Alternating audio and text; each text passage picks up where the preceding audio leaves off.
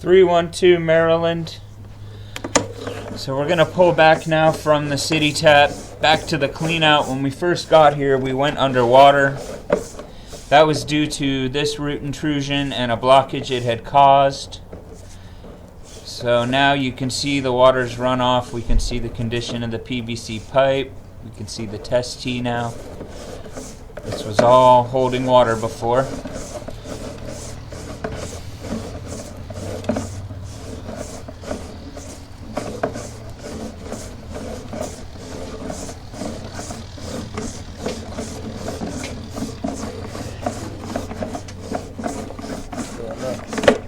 Huh?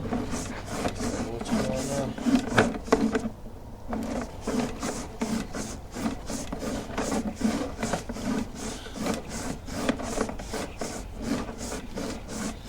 So now the PVC sewer is no longer holding water, telling us that that was the cause of the blockage.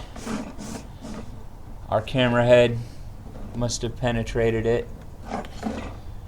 And what do we have here? A two-way clean out somewhere else, 17 feet away. Let's find that.